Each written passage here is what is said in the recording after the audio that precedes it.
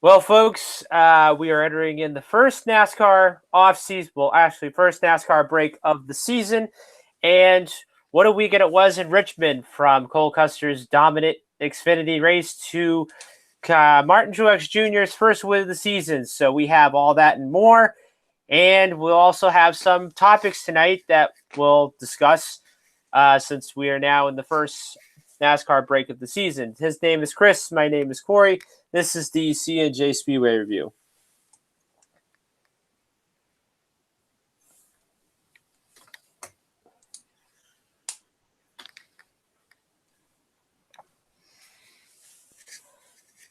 And welcome back, folks, to the C+J Speedway review. My name is Corey Huffnagel, and as you guys can tell, the beard is already growing in, and no, I probably wouldn't say this is my Stanley Cup playoff beard for the most part, but what a weekend it was at Richmond. We had a dominant performance by Cole Custer in the double zero, and then this past Saturday we had former series champion Martin Truex Jr. getting his first win of the season for Joe Gibbs Racing as NASCAR heads into the first break of the season. And all I can just say is, Chris, what are we going to do with no racing this weekend? Well, we're going to celebrate Easter. We'll start there.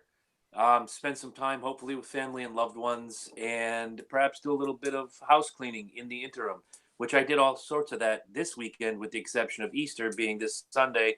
By the way, to all who celebrate, have a great and happy Easter holiday this weekend. Enjoy your family and your friends. I was shocked at Cole Custer. We'll talk about that in just a few minutes. Didn't think he was going to be that dominant, but boy, he put a whooping on the field. And I watched probably 3/4 of the Cup race with my daughter, her a big Martin Truex Jr. fan, and she's nodding off. I'm like, just go to bed. It's all right. So next morning, she's like, you want to know who won the race? Who? And then you could just see her little heart drop out of her chest. Don't tell me it was Kyle Busch. I'm like, no, it was Martin Truex Jr. So even my daughter doesn't like Kyle Busch. So, moving right along, one of the stories from this week happened on Monday on Patriots Day was Jimmie Johnson running the Boston Marathon and doing it what a fantastic time too. 3 hours, 9 minutes, and a handful of seconds. That's that's really good. And we sat here last night doing the Loken Jabroni show with interim co-host Chris Lynch, and the argument, he says, after that, and there's a lot of other things that he pointed to as well. Anybody who says NASCAR drivers are not athletes, they can stick it up their backside sideways. They really are. Between driving that car in the heat, 500 miles, no Taco Bell break, not exactly the power car. You don't get a pee break. You don't have a radio. You can't listen to Motley Crue and whatever while you're hurtling around the racetrack. It's you and your spotter. And even then, sometimes it's silence. So, yeah. And go look up Carl Edwards on the cover of Men's Health. You don't think these guys are athletes? Go find Carl Edwards and back him into a corner with that question. But overall, man, you live up that way. I'm sure it was big news having, 7-time champion Jimmie Johnson run the Boston Marathon. Yeah, it was exciting, and it was actually funny because I work at my hospital in Newton, and the marathon goes right through our hospital. And it was funny because I really wanted to go watch him race, whatever, but unfortunately I missed it. And that was the tough part because I know the race for the Bend, they started at 10 o'clock. So he had to come by my workplace, I think around 11:30, the latest and so forth. So now I thought, okay, well, I missed him. So, I mean, I was a little bit upset, but then, I was happy that he ended up running the race. But a good friend of mine, I'm going to give this little shout out. His name is Johnny Jacobs. So I'm sitting on my lunch break, and then what happened was, actually, I can get this picture up right now if you guys want. So, all right, let's see what we can do. If you are watching on YouTube, you're going to get the picture. If you're audio only, you need to get yourself over to YouTube and find C+J Speedway Review channel. Subscribe, boys. But yes. So, good friend of mine, Johnny Jacobs, who I really want to give a shout out to. This was the picture this past Monday. He ended up getting a picture with Jimmie Johnson at the starting line in Hopkinton on Monday. So, Johnny, if you're watching this right now, thank you so much for sending me this photo. I knew that, in your heart that, I was a NASCAR fan, and you pretty much had the mind of saying, I want to get this kid, I want to get him a picture so I can send it to him. He'll be really thrilled about it. But then I'm thinking to myself, like, how is that even possible? But then yet again, it's just one of those God moments and whatever it is. But yeah, Jimmie doing the race on Monday, I was really happy about that. And if you're watching this right now, we definitely want you to come back and do the marathon next year. Definitely so I can see you, and hopefully I can get that picture this time. And one other quick shout out I really want to give to is my good friend Glenn Harrington ran the Boston Marathon as well.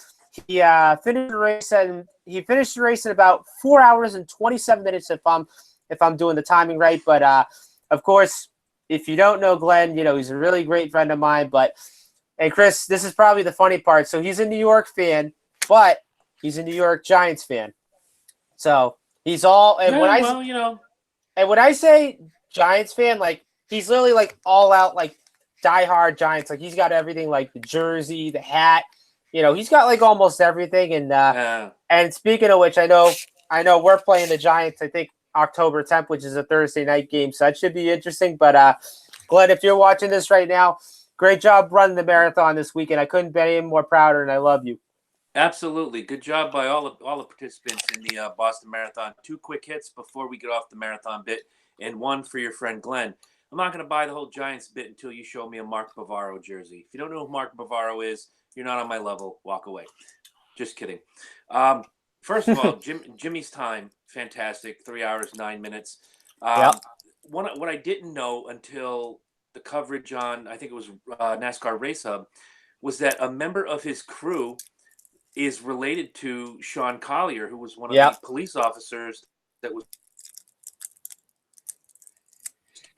Jimmie in not only running the race but completing it and having the family there to see it, which I think is just fantastic. Second quick hit, that's the best run that Jimmie has had in the last 18 months. I couldn't agree more. He should be proud of himself. Oh yeah. I would call that easily a top 3 finish for him.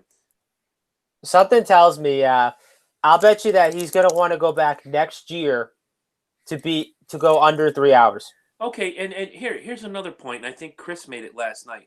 Here's a guy that on Saturday night in Richmond ran the race, 400 miles. Yeah. Sunday is travel day. He's got to get to Boston, get a good night's sleep, get up in the morning, be at the area by what? I think they check in at 7. Yeah, 7 a.m. earlier. I think. Yeah. And then runs 26.2 miles through the heart of Boston, Massachusetts. That's athlete, people. Yeah, that's athlete. So I could probably say maybe Carl Edwards 2.0 minus the backflip. Quite possibly, but Edwards, and I'll throw Casey Kane into this mix, just a freak of nature. When you see Casey Kane and Carl Edwards, not only workout regimen, but their body shape and their tone. Casey Kane may look like he's 12 years old from the neck up, but boy, when he's in that workout mode, and I've only seen him like with the tank top in certain pictures in the old NASCAR Illustrated magazine, the boy is a beast. And Carl Edwards, we just all know Carl Edwards is, if he ever wanted to get into MMA or boxing or wrestling, he could easily do it. He's that shredded. If he got the right training, yeah, he'd be a late bloomer, but he could excel at anything. NASCAR drivers are athletes. Get off our junk. Yeah. All right, you got any other quick hits before we break down Richmond and feel the pain? So there's a rumor that's going around, and apparently, I think the NASCAR Xfinity Series may be racing on another road course, but this time on another infield road course, which is pretty much Indianapolis Motor Speedway. So in June, I guess a few Xfinity teams are going to be testing on that road course, and quite possibly, might have a race there, maybe like 2020 or 2021 and so forth. Now, I'm gonna end up saying this. So I've been thinking about this all day today. I think probably, and I will admit, the racing at Indianapolis hasn't been that great over the last few years. I mean, there was a time when, when they used to come to town. Well, when they first started coming to town, it was, the crowds would be up to like 40,000 people, and then nowadays it's like, less than, I want to say like 10,000 or something like that. And of course, when I say, NASCAR racing in Indianapolis, I mean, I will say this, like, the racing is not as great. And I can pretty much say, NASCAR has done almost everything, like, to make the racing a lot better than what it has been. I mean, last year's races, with the restrictor plates, yeah, I mean, I will give that pretty much credit. But before then, you've had like all these like other stunts and all that stuff, that that's tried to work but literally hasn't. And then of course you had that whole tire debacle back in like 2008, and I think that's what NASCAR is also struggling with too, is pretty much tires and whatnot. So for what it looks like, it looks as if the Xfinity guys would only race on the infield road course possibly in 2020, 2021, and then you'd have the Brickyard 400 the next day. Now the problem is, of course, next year, NASCAR is going to Indianapolis on July 4th weekend, which of course it's going to be really hot, and of course, NASCAR is going to have like a different, tire trend, that could keep intact with the racetrack and whatnot. But I don't know. I mean, I think it's going to be very interesting to see, like, how the Xfinity guys do on this infield road course and what they come out with on the test. And I think something tells me that, NASCAR really wants to make the racing exciting in Indianapolis, which they kind of failed to do so. But I mean, honestly, if I was them, like, I would just take, Xfinity out of Indianapolis Motor Speedway, and they should put him back to Lucas Oil Raceway. And then, not to mention, bring the trucks to Lucas Oil Raceway, and then of course, you'd have the Brickyard 400 that Sunday, like they do back in the day. But I don't know. I mean, I think with Indianapolis, like, don't get me wrong, it's a really good track that has a lot of history, and it's a track that I would only consider it, being like open wheels. I mean, NASCAR, yeah, I kind of do give it the credit, but well, let's be honest, the racing hasn't been great the last couple of years, and I think this is probably, NASCAR should make a change at it, or, just do something with it. When you say it's not exciting racing, are you talking about the Brickyard 400, or are you talking about the Xfinity cars now that they're going to Indianapolis Speedway? I would pretty much say the Brickyard. Okay. I think a lot of that has to do with some of the rule changes and the aero packages, which don't exactly work on a flat track. So you have to do something with the cars to make them a little more friendly, give them a little more speed, let them run closer together. Because once they spread out at Indianapolis, it's like watching, cars drive by on the highway. Yeah. It's one lane and one line. It's tough to pass in the corners at Indianapolis unless you're in 3 and 4, because everybody's worried about, it's a flat corner. You have to whoa really hard on the brake. Then you get up to speed a little bit. Then you get really back hard on the brake. Then you have the long stretch. 3 and 4 seems to be where they make their money, because you don't see a lot of passing in 1 and 2. Why? I don't know. It's the same configuration. Maybe they're just not as daring in 1 and 2, dare I say. But again, there's something to be said about cars that are built to run fast with even minimal banking, like at New Hampshire, with only a 12-degree bank, where you go to Indianapolis, it's 3 degrees. Doesn't sound like a lot until you look at 12 degrees versus 3 degrees and apply it to an asphalt surface. Not Right. really good. So if they can find a way to give these cars more speed in Indianapolis, I say do it. Then you'll get the exciting racing back. Find a way for the cars to be able to catch each other. And that might go to the R&D departments of each of the teams out there, no matter if you're underfunded or superfunded. Find a way to make your car competitive. It's what NASCAR is all about. Yeah, I'd love to see them go back to Lucas Oil, Gimmick Schnabich Jones. I've always called it ORP or IRP. I'm an old guy. I've gone to IRP when it was IRP. So, yeah, when I lived in Indiana. So it's a good time had by all. I think that track is more suited for the trucks and the Xfinity series. I don't know why the trucks aren't there anymore, but it'd be great to see them come back. But running a road course on the infield is becoming sort of like the nouveau thing, like skinny ties and skinny jeans and, big lumberjack beards on a guy who couldn't chop wood if his life depended on it. How about getting to Lime Rock Park here in Connecticut? How about finding a road course out there that's already established and letting them drive on an actual road course with hills and valleys and twists and turns, different banking in each area? The road course in Indianapolis, I don't know about that. I just don't think it's a good idea. Why not Why not go? Where did they used to go that I really, really liked?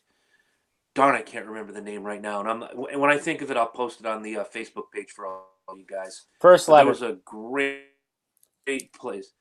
I can't even remember that. I'm trying to remember where it is for that matter. But there was a road course they did for a brief time. Oh, the Japanese road course. Oh, that was the one in Motegi. Yes, thank you. Send them back there. But don't the infield road courses. I buy it in Charlotte because you're taking not that not that Indianapolis doesn't have a historic aspect to it, but again, for 80 years it's been open wheel, and only for the last 25 have the NASCAR guys been there. It's flat. It's just flat. Give them a place where they can test their all-around skill. Charlotte, I get. You're taking this big, giant super speedway. You're giving them the high banks. You're giving them areas to catch the speed. But then there's the chicane, the S turn, that one down on the front stretch. Oh, God, I loved that race last year. So good. So Right, good. and that's what I was just thinking about too. Was remember last year when NASCAR pretty much said, okay, we're gonna have a roval race at Charlotte Motor Speedway, and I was kind of questioning at first, like thinking like how they were gonna do this, and quite honestly, like I was proved wrong, and having a having a roval race, especially when it comes to the playoffs. I mean, I thought that was a great thing, and let's be clear on this, most of the fans would always say, like, we want more road courses. We want more short tracks. We want more of this and that and everything else and so forth. And I got a feeling, I think NASCAR is going to give them maybe a lot more short tracks in the near future, maybe more road courses and whatnot. But and honestly, I do agree. The Roval race last year pretty much excited me too, especially the Cup race on Sunday when it came down to the last lap and both guys got taken out, and one ended up taking home the victory. And but I'm definitely interested to see how they're going to do with the Charlotte Roval race in year 2. So this is going to be very interesting. Mm-hmm. Absolutely, I couldn't agree more. So you want to break it down? All right. Let's do it. Richmond Xfinity race happened on Friday night. Tell us about it, my friend. So the race was won by none other than Cole Custer, earning his second win of the season in the Toyota Care 250, as he led 122 out of 250 laps. Not only Custer won the race, but he ended up winning the Dash for Cash bonus, and now he is now eligible for the next race at Talladega coming up this weekend. So not a lot, happened in the race this Friday. But, then other than that, you had that one part where, everybody thought it was going to rain, and of course, okay, so once we get past the stage 2, then, it's an official race and whatnot. And then once after stage 2, it's funny because the rain didn't show up until like almost after the race, which I kind of thought, I thought that was great that happened and so forth. But a lot of guys that I was really impressed on, Austin Cindric, coming home runner up, and then Ryan Sieg. I have to tell you this, like he had a really good run this Friday, and I mean to finish that car in the top 5, I thought that was impressive. And I just look at that team right now. They've just been consistent all year, and I have a feeling. I think this Sieg racing team, I think, is going to steal a win sometime this year. Sure, and again, we talked about it, last week when he came home 12th in Bristol. That there's nowhere to go but up. He's really working hard. That whole team is working hard, and for him to come home with such a great finish this weekend at Richmond just shows that we weren't wrong and they're doing something right. Listening to the radio chatter because I was traveling Friday to get my daughter. To hear every now and again the radio would switch to the in car. Say, hey, here's the chatter between Cole Custer and his crew chief. Where's the rain? I keep hearing about rain. Is it official yet? It's official. Yeah, we just got to make it past here, like you said. And the radio guys made a point, and I believe because I called a friend of mine, the TV did it too. They were showing the radar right above Richmond International Raceway, and you see the green of the rain on the radar, and it seems to split and go around the racetrack.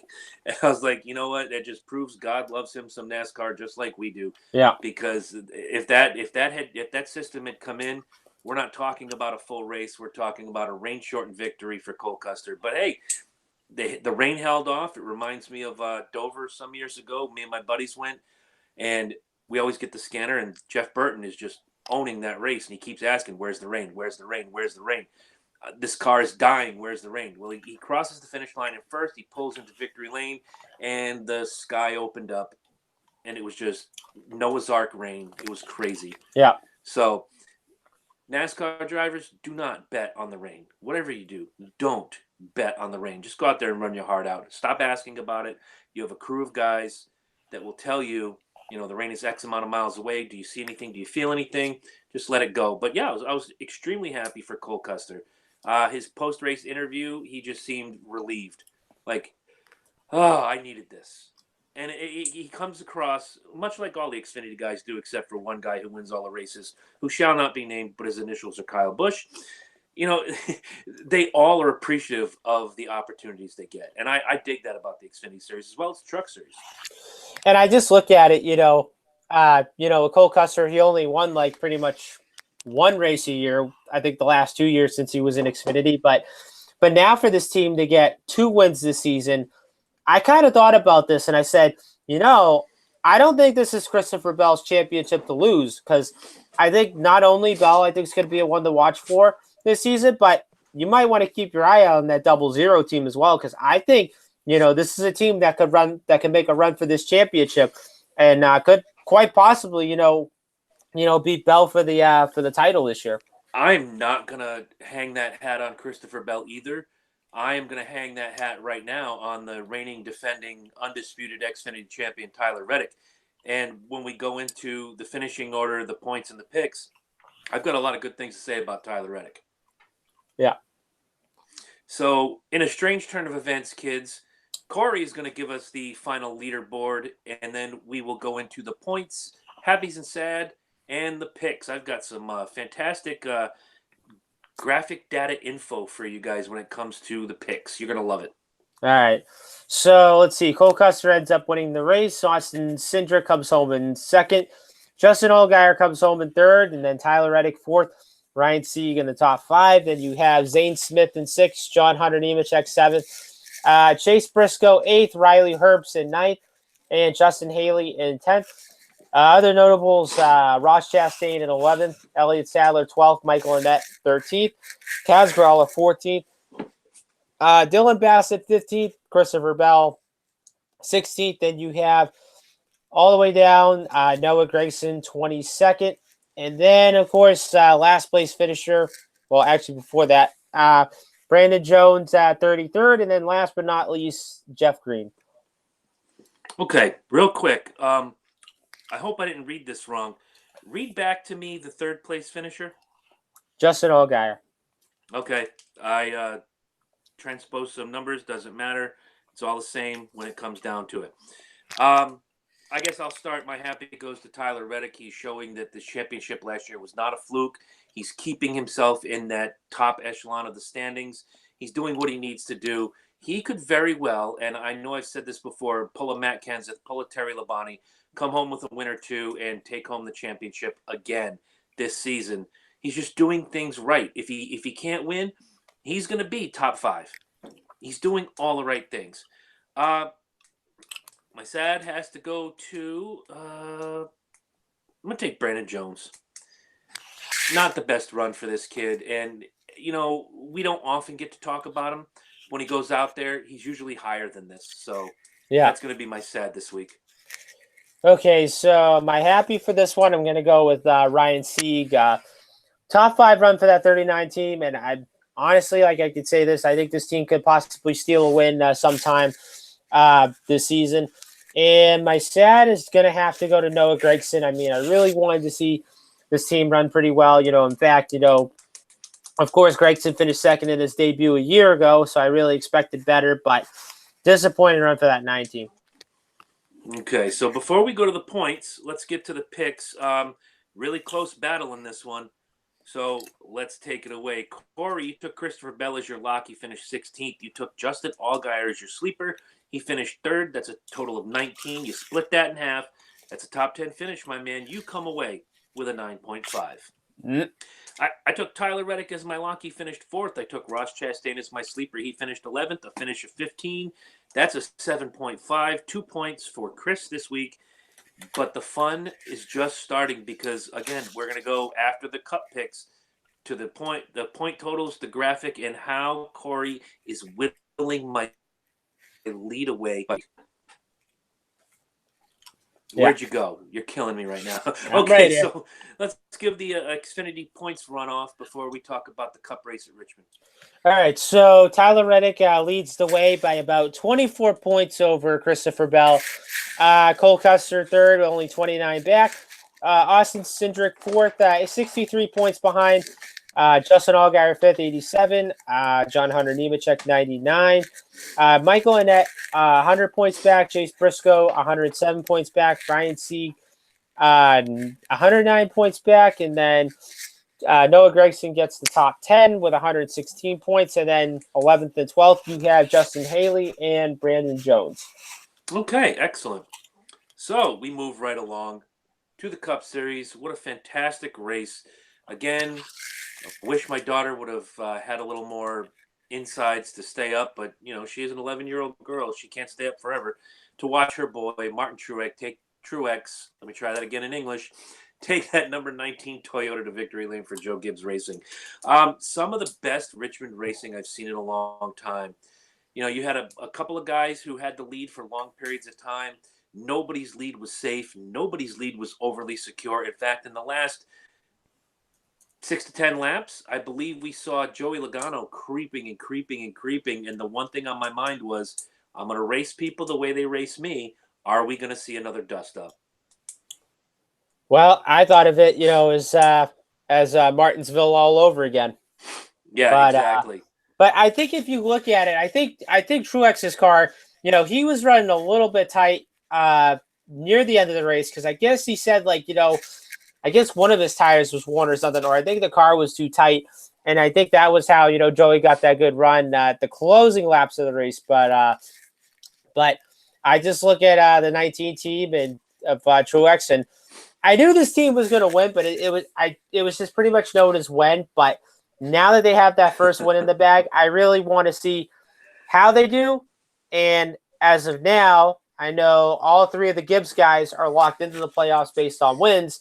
And now if they can get Eric Jones to win a race, then you can get all four of the Gibbs guys in the playoffs. But, good run for Truex. I mean, I thought Logano was going to turn him sideways coming to the checkered flag. But, no, I think Logano kind of played nice or something like that. As well he should. And one thing that I want to mention is before the final caution came out, if you watched, and I'm sure you watched the race, you saw at certain times coming out of 4 into the whip before the dog leg going to the start-finish line, Truex was wiggling. And he would, like you said, he was having a bit of a tire issue. He would come out of 4 and his back end would shimmy. And I'm like, oh, this is not going to be good. Just another great run for Martin Truex on a short track. He's going to come home the bridesmaid and not the bride. But after that, right after that, in the caution hits, he goes in there. They did everything right. They get him out in first, never relinquishes the lead again. And it was his. And I loved it. 81 short track races on the Cup Series 80 without a victory.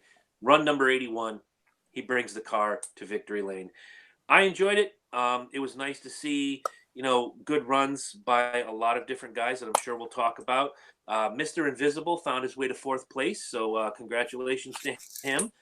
Kyle Busch with a couple problems. He's up front. He's in back. He's up front. He's in back. Creeping his way to an 8th place finish isn't exactly something to sneeze at. We keep heaping praise on him whether he deserves it or not. You give that guy a bicycle, he'll find his way to the top 10. Well, of course, he did have that pit road speeding penalty, and of course didn't recover from that. No, but he recovered enough to going from the last car on the lead lap to finishing in 8th. Not exactly an easy thing to do at a track like Richmond. No. So, and I want to give big ups, and I can't remember where he finished, but to hear his name all night long as a contender, wherever you are, if you ever see this, if a friend shows you this, Chris Buescher, I tip my hat to you. What a fantastic run Yeah. you had this weekend. I was, if it wasn't going to be Harvick, it wasn't going to be Truex. And of course, I root for what we call our family of drivers: Harvick, Truex, Hamlin, and Larson. It's not going to be one of those four guys. Chris Buescher, come on, man. Come on, man. Just he couldn't convert. And the first thing that came to my mind was, well, there's rain coming. Maybe Chris Buescher can take the lead and it'll rain again and he can get himself a victory. I don't know. But it was fun to watch him. He was doing great in that number 37 Scott's Scott's toilet tissue car, Yeah. Clorox Jones, and that's Eddie's new favorite race car driver, by the way. I picked it for him since the Lowe's had to go. Eddie is now officially number 37, Chris Buescher. So you heard it here first. I picked it for him. That's who he's going to root for. We're going to get him a T-shirt before you know it. Yeah, of course. Buescher had a really good run on Saturday. He was up in the top 10 most of the time, but then after that faded back. But yeah, I was kind of surprised, how JTG Doherty did this weekend, not only with Buescher, and I think with Priest as well. Even though he didn't really get a good consistent, but then yet again the 47 team ended up getting a top 20 out of it. Mm-hmm. I think what killed Buescher, and somebody could go on this, like you said, running in the top 10 or near the top 10 most of the night, creeping up. I believe he had a bad pit stop. Yeah. And he dropped 8 spots. And again, creeping up at a place like Richmond, unless you have everything going right, you're not going to get it back. Kyle Busch is the exception to the rule. He's Kyle effing Busch. There's a reason he's Kyle effing Busch. Chris Buescher, tons of talent, had the drive, the determination, and most of all had the car underneath him. But when you lose 8 spots on pit road, that's not easy to come back from. No. So give us the finishing order, and then we'll go to happy, sad, picks, points, and some happiness for Corey Huffnagel this week. Okay, so as I'm looking on my phone right now, the Yankees beat the Sox. Congrats, Chris. Yay! And on a more good news, the Bruins bounced back. They beat Maple Leafs 6-4. So now the series is tied 2 games apiece, and now Game 5 is Friday night at the Garden. So kids, be sure to tune in for that one. Oh my Lord, I cannot wait. We'll leave the hockey talk out of this. I'm just happy that after the dismal performance in the first game, that they're able to climb back and they be the big bad Bruins that we all know and love. And if you don't love the Bruins, well, sorry. Yeah. Anyways, Martin Truex Jr. wins the race. Joey Logano comes in second. Clint Boyer in third. Kevin Harvick in fourth. Denny Hamlin fifth. Austin Dillon sixth. Brad Keselowski in seventh. Kyle Busch eighth. Ryan Newman ninth. And Paul Menard rounds out the top 10. Other notables, you have Kurt Busch in 11th. Jimmie Johnson in 12th. William Byron 13th. Eric Jones 14th. Chase Elliott 15th.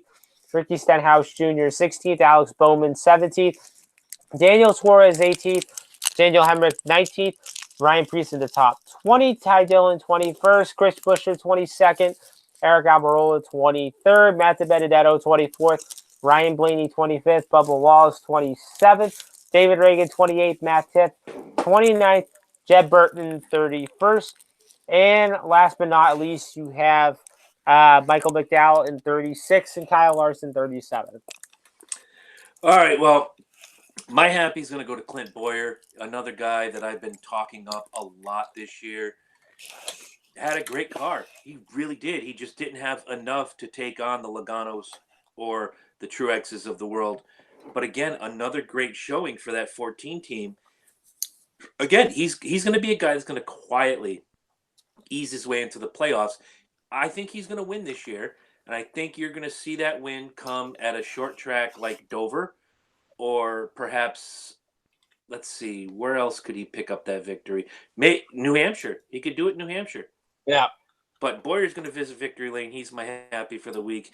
My sad, oh my Lord, how much more bad luck can Kyle Larson have this year? Every time we turn around, he's got a rocket underneath him. He's got everything going for him. He's moving in the right direction, whether it's a tire, a spin, a wreck, what have you. Kyle Larson seems to find his way behind the wall more often than he is finding his way into the top 10. Something's got to give for that 42 team for them to be competitive, because right now they're moving in the wrong direction. They're on the down escalator rather than being on the up escalator. Yeah. So my happy is going to have to go to Austin Dillon finishing in 6th. Good run for that 3 team, and I definitely love to see RCR, run front and win the race. And actually, I love to see RCR win. Just get both of their cars in the top 10 every week. And then of course my sad, same thing would have to be Kyle Larson. Yeah, I mean this kid can't catch a break, and with I think with probably saying I think maybe 2015 all over again of what this looks like. But yeah, I really think this 42 team, they really need to start rebounding. They have to do something pretty quick. And I don't think it's anything Kyle Larson is doing wrong. I think wrong place, wrong time, setback here, setback there. A tire issue is going to happen to anybody. We've seen it happen to champions. We've seen it happen to contenders, and we've seen it happen to the lower end guys. It's not like he's going out there and giving us Cody Ware finishes every week. Yeah. With his own, finishing 32nd with a running car.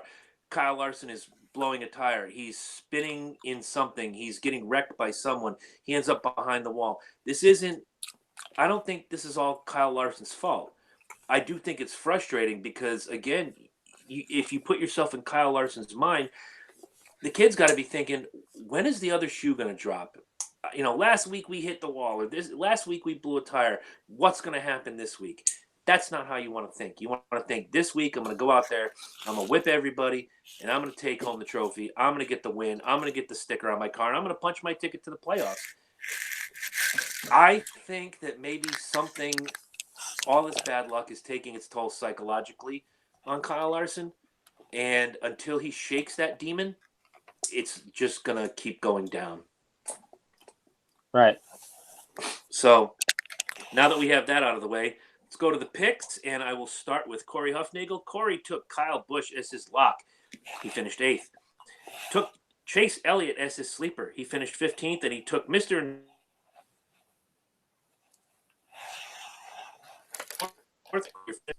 Divide that by 3. Once again, another top 10 showing. Your total is 9 for this week. All right.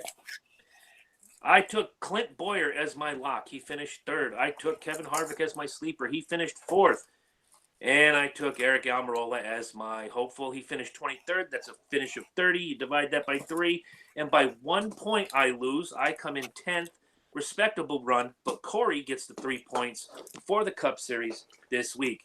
Now, on to the point totals for this week. Corey takes the 3 points. That makes his total 20. I took the 2 points. That makes my total 28. 28 to 20. Now, here comes the metric that I want to show you.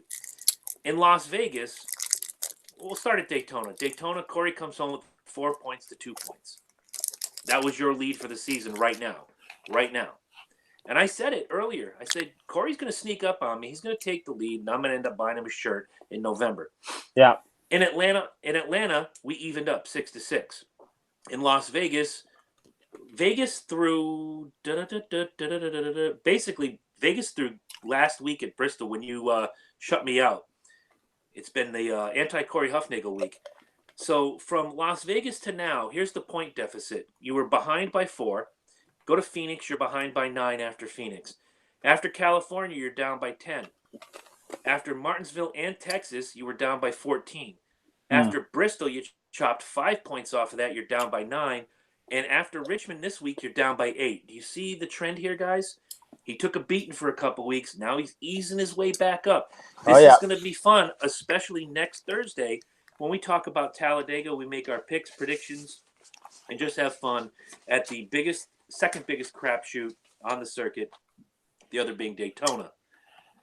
So, in this short episode of C&J Speedway Review, is there anything you want to talk about briefly before we plug and push things on the people? So my question to you is, since now NASCAR is in the first off break of the season, who do you think is having the most surprising start, and who do you think is having the most disappointing start?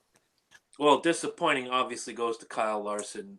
Bad luck just seems to follow that 42 team since the beginning of the season. The most surprising start, and we have to go to the Cup points in just a minute. I forgot about that. The most surprising, happy start, best start. Wow, you know what? It's going to be strange. I'm going to give it to Clint Boyer. He's hanging in there. He is rough and tumble every single week. Seems to be getting into a groove where he's one to watch every single week. You see that 14 car coming, and you know you're about to go into some business right there. See, one guy that I think is having a good start so far would definitely have to be Denny Hamlin. And if you look at it, last year, he doesn't win a race. And now this year, he comes in with 2 wins, wins the Daytona 500, he wins Texas, and he's working with a new crew chief. I can't remember his name, but if I do, I think it's Chris Gabehart or something like that. And if you look at his results, he's third in points. He's only 2 wins. He's 6 top 5s and 8 top 10s, and I look at it and I just go, okay, I think this is a team that'll be one to watch. Now, playoff time, I really want to see how they do with that because I know they almost won the championship one year and so forth. So my disappointment, I would have to agree with you, Kyle Larson, of course, and with only 2 top 10s this year. I mean, yeah, right now their average finish is an 18. It's it's an 18.0, but yeah, like I said, not only is teammate Kurt Busch is running good, but I do expect Chip Ganassi to run better once they come out of this break. Absolutely, and a funny little stat for you. I read this on MSN earlier today. Denny Hamlin, of all the drivers on the circuit with a win right now, has the most wins for a driver that hasn't won a championship. Yeah, That's pretty brutal when you think about it. Now I'm trying to look back here at some of these notes, and I know we talked about Hamlin just now. I'm going way back. How far back? Way back. There's Homestead, Miami, so we know we're going in the right direction. So like you said, Hamlin wins Daytona. Nobody picked him. We go to Atlanta. None of us picked him. We go to Vegas. None of us picked him. That was also a 12th place finish for Kyle Larson, by the way. We go to Phoenix. Nobody picked him. We go to California. Nobody picked him. This is getting repetitive, guys. Oh, finally at Martinsville, Corey took Denny Hamlin as one of his picks. He finished 5th. yeah. And that was a pretty good run for him. Again, we go to Texas, where I believe he won. Nobody picked him. Bristol last week, or week before, sorry. Nobody picked him, and this week nobody picked him. Are we collectively, you and I, sleeping on Denny Hamlin right now? I would say so. Well, we better wake up because he's coming for us. 2 wins already, locked into the playoffs. He's got a renewed, in my opinion, he's got a renewed focus. And yeah, he might be one of the early favorites. I mean, we're not talking about the big 3 like we were last year. We're talking about, Kyle Busch has won a handful of races. Denny Hamlin's won 2. We're seeing a whole new ball game, and I like that. Not to say that I wouldn't like to see the 4 make it to victory lane, which he will, but it's a completely different ball game this year. I'm digging the fact that we have, a couple repeat winners, but we're not seeing dominance by one particular driver.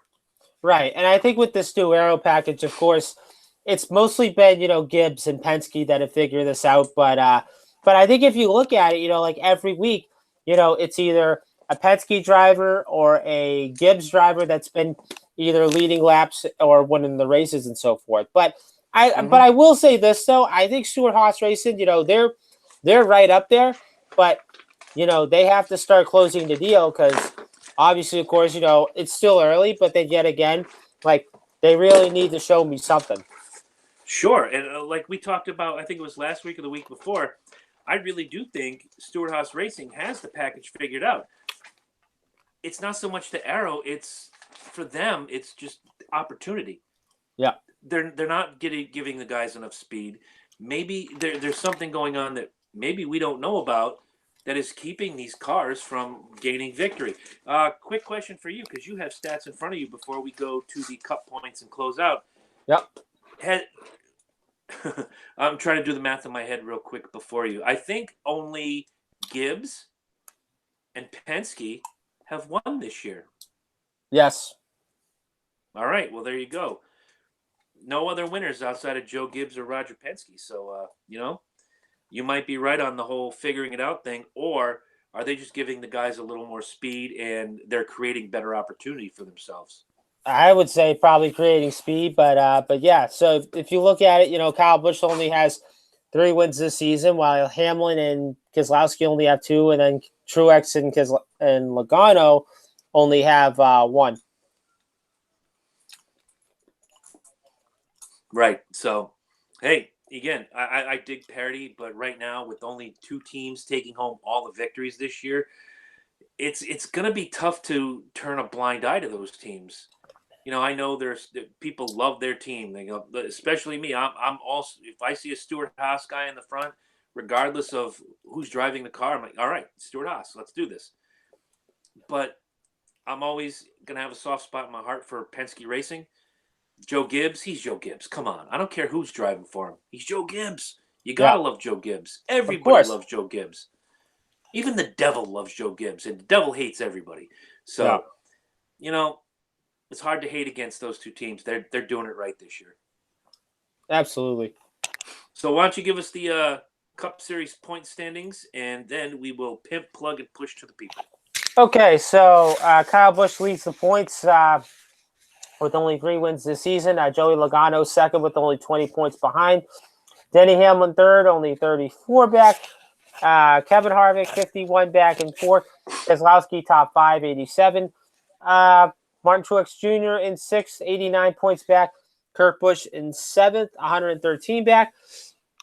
So if you look at it right now, first through sixth is only separated by 89 points as of so far. Clint Boyer right now is about 120 points back in eighth.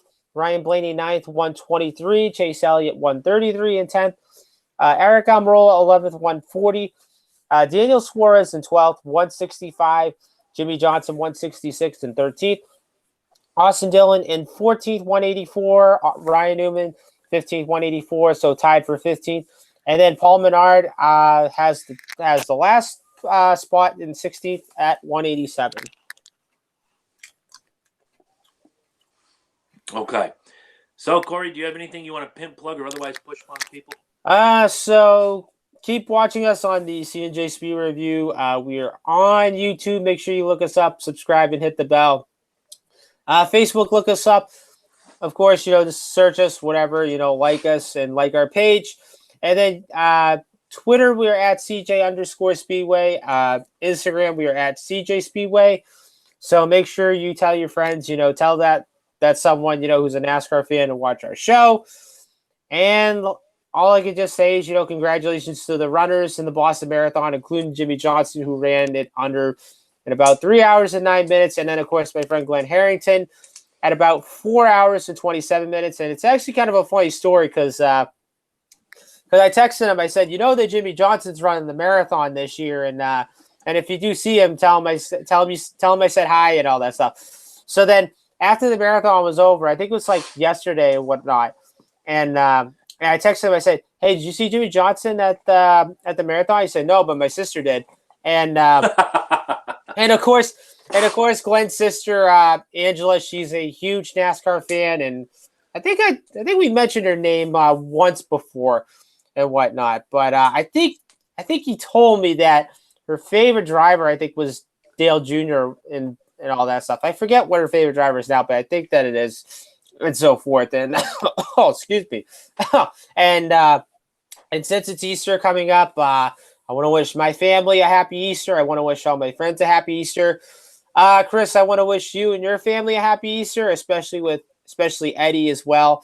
So yeah, honestly, this is going to be a little tough. Now that there's no NASCAR racing this weekend, but I think I'll probably just watch a couple of documentaries I saved on my DVR, and it's kind of funny too because I didn't get a chance to watch the IndyCar race, which they were racing in Long Beach this past weekend. But yeah, I'm honestly I can't wait for Talladega next week. It's one of my favorite races of them all, and yeah, I just really can't wait, and I'm really interested to see what goes on this season, because I think after this off break, I think the next off break that they have, I think it's like right before Labor Day or something like that. I can't remember. Yeah, it's late August is the next break.